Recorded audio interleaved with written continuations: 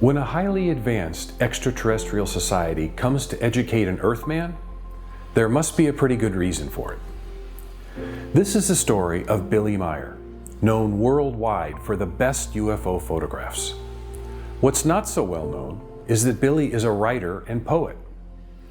Billy has been writing books since 1975, and he has written more than 80 books covering every aspect of human existence. A scholar, academic, and fierce defender of the truth, Billy's dissertation of the truth is entitled Teaching of the Truth, Teaching of the Creation Energy, Teaching of Life, and is presented to us in the German language through the many books he has written. But how did it all begin?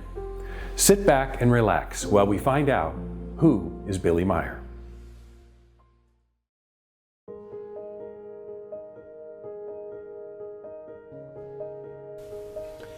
Mein Name ist Eduard Albert Meier. Genannt werde ich aber rund um die Welt einfach Billy. Den Namen habe ich erhalten in Teheran, als ich auf der Walze war. Und seither ist mir dieser Name geblieben.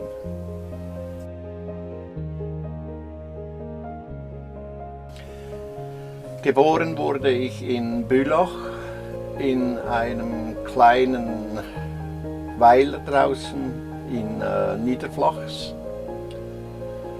Und das Städtchen, das war damals noch recht klein, hat sich in der Zwischenzeit zu einer kleinen Stadt gemausert mit rund 16.000 Einwohnern und es gehört zum Kanton Zürich, hier in der Schweiz. Eduard Albert Meier was born in this house on his grandmother's farm in Bülach, Switzerland, on the 3rd of February, 1937. He was the second child of Julius and Bertha Meier. Julius worked as a shoemaker in several shoe factories in the Zurich area. With his growing family, Julius was soon unable to support them on a shoemaker's income alone, and started working for the town of Bülach as a forest worker. Bertha cared for the children and looked after the household. Julius and Bertha would eventually have a total of 7 children. In the spring of 1944, when Edward was 7 years old, he began elementary school. However, 2 years earlier, he had already begun his formal education with a highly evolved human from another planet.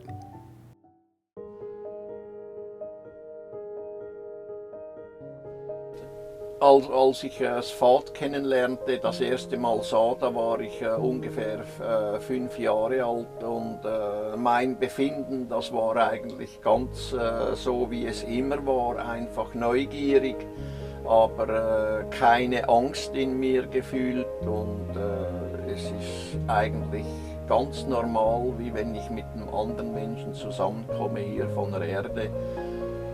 Und die Gefühle bleiben sich gleich und es ist nichts zu sagen darüber, dass irgendwelche Ängste entstanden wären oder sonst Regungen, die mich außer Fassung gebracht hätten oder sonst irgendwas. At the age of 5, Edward began experiencing something strange, although it seemed familiar to him. He began to perceive a voice in his head along with strange symbols that he was unable to decipher. Over time, Edward began to make sense of these symbols and recognized that it was a language that he was unable to understand at that time. Periodically, this symbol language and the voice would appear in his consciousness and encourage him to learn to reply to the messages. Edward took on this task very seriously and learned how to concentrate his thoughts and direct them to the now familiar voice in his head.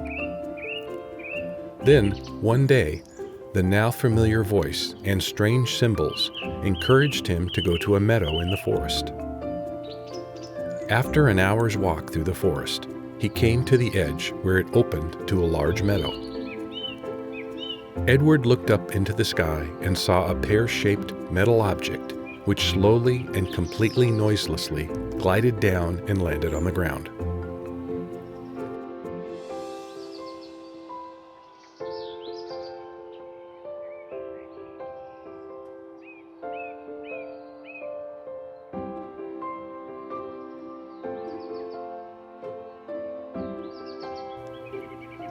In the upper part of the pear-shaped craft, a hatch opened and a platform slid out of the hatch.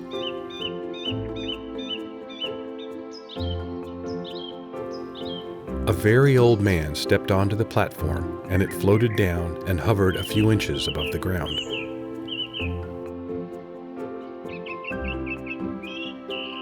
The old man motioned with his hand to step onto the platform, which Eduard did.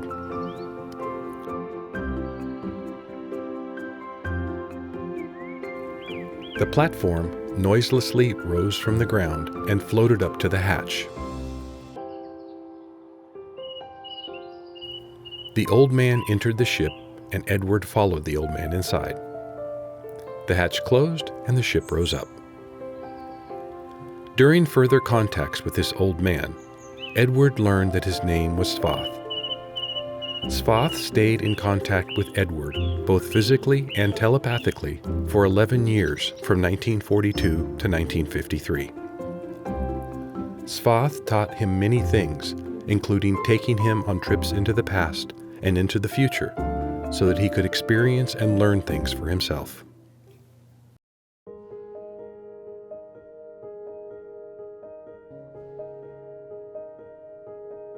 Was mich Svath gelehrt hat, das sind eigentlich Dinge, die rein auf die Geisteslehre und auf die Mission bezogen sind, die ich dann später übernehmen sollte, um die Lehre des Geistes, die Lehre des Lebens, die Lehre der Wahrheit zu bringen.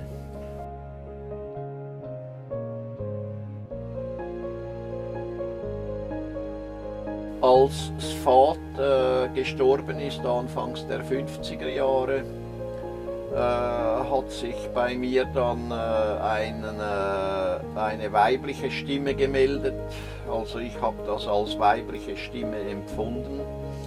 Und kurz darauf ist dann auch eine junge Frau erschienen namens Asket, die dann mit mir Kontakt aufgenommen hat. Und diese Kontakte haben dann wiederum 11 Jahre lang gedauert, wie diejenigen mit Svath. On February 3rd, 1953, when Billy was 16 years old, Svath said his work with him was complete and that it was a great honor for him to be able to teach him for the past 11 years. Svath said goodbye, and shortly thereafter, a new, young female voice entered into his consciousness. She telepathically greeted him and introduced herself as Asket. For the next 3 years, Asket would teach Billy telepathically, and on his birthday in 1956, Billy and Asket would finally meet in person.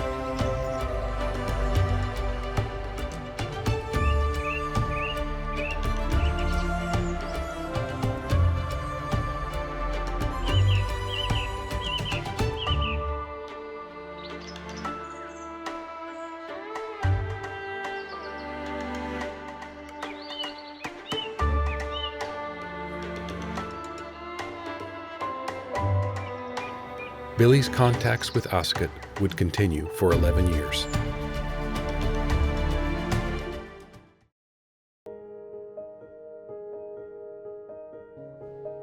Mit Asket bin ich dann auch durch die Gegend gereist und konnte auch verschiedene Vergangenheitsreisen mit ihr machen und auch Zukunftsreisen.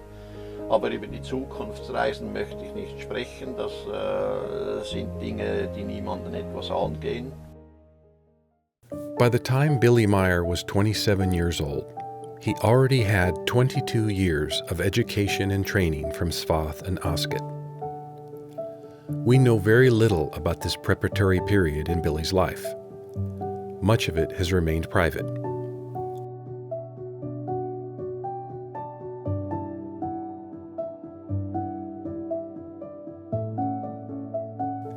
Beginning in 1964, Billy entered a period of 11 years where no contacts took place. This was his time to consider everything he had learned and to plan for the future.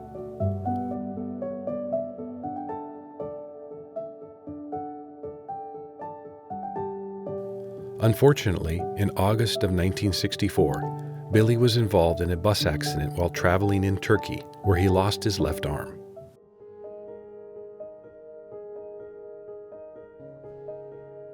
Meinen Arm habe ich verloren in Iskenderun in der Südtürkei. Da bin ich in einem Autobus drin gesessen, der aus dem Dorf rausgefahren ist. Als uns entgegen ein anderer Autobus kam, dessen Fahrer betrunken war und uns rammte. Mich hat es aus dem Fenster rausgeworfen mit dem linken Arm und den hat es derart zertrümmert und zerquetscht, dass er wegoperiert werden musste.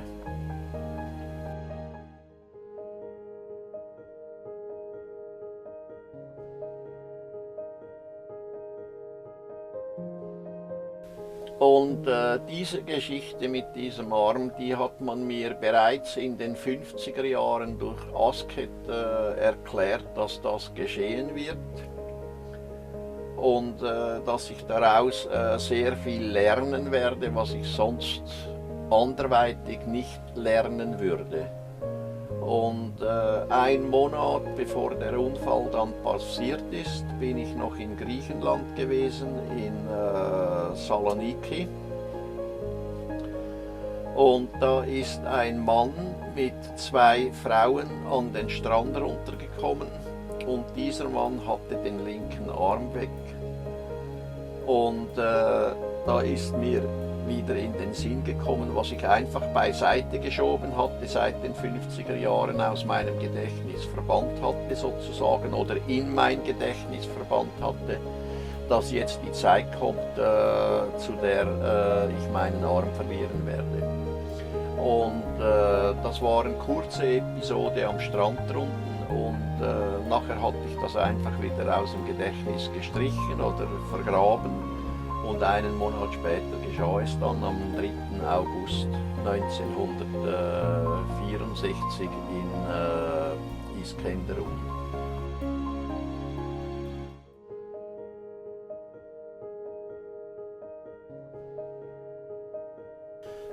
Die Asket, die hat mir gesagt, ich werde Dinge lernen dadurch in Bezug auf die Selbstbeherrschung sowie in Bezug auf den Umgang mit meinen eigenen Gedanken und Gefühlen und in Bezug auf meine eigene Psychologie und so weiter und so fort. Und das hat sich dann tatsächlich auch so ergeben.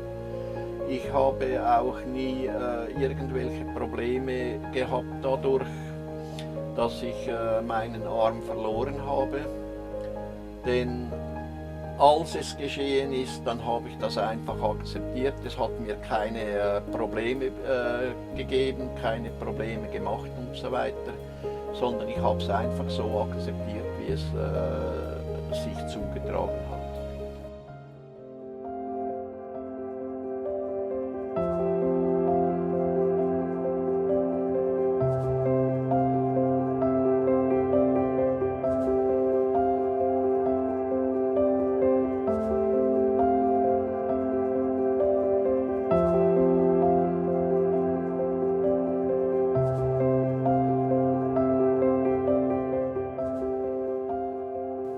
In 1975, a group of highly evolved human beings began contacting Billy. These human beings are from a planet called Era, in a star system called Plejaren. Therefore, these people are known as Plejaren. A female Plejaren by the name of Semyaze first contacted Billy on January 28, 1975. Unlike his previous contacts with Svath and Asket, many of these contacts were made public by way of written contact reports that are a transcript of their conversation. As of the making of this video, there are 833 contact reports publicly available. In addition to the contact reports, Billy was allowed to take photographs of their spaceships, which are called beam ships by the Plejaren. Most of these photographs were taken between 1975 and 1980, before personal computers became widely available in 1982. Because of the high quality and quantity of his UFO photographs, Billy became a worldwide UFO sensation. One of the first investigators to examine Billy's photographs was Lieutenant Colonel Wendell Stevens. Wendell conducted a thorough, multi-year investigation and published 2 books on his findings entitled UFO Contact from the Pleiades. Wendell also later published 4 volumes of the contact reports entitled Message from the Pleiades, volumes 1 through 4.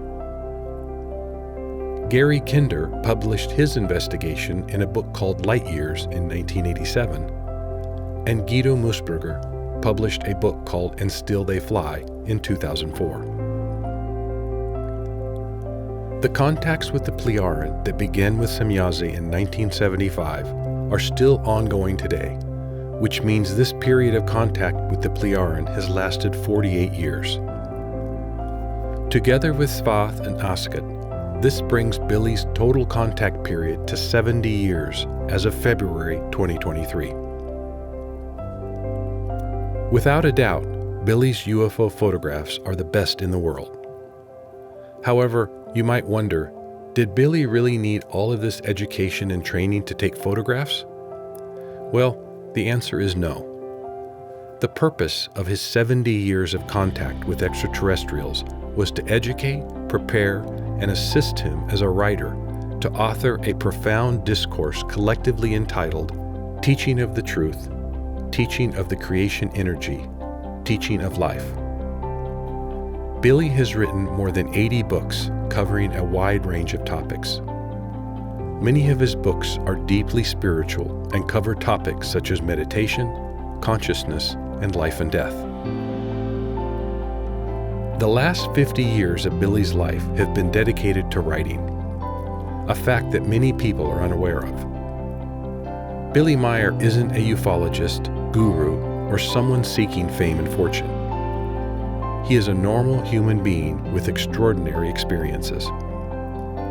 He, along with his extraterrestrial friends and advisors, have delivered a profound series of teachings on the meaning of life, the human experience, and the path towards knowledge, wisdom, peace, and love. His writings are his legacy, and he will continue to write until his time on earth is done.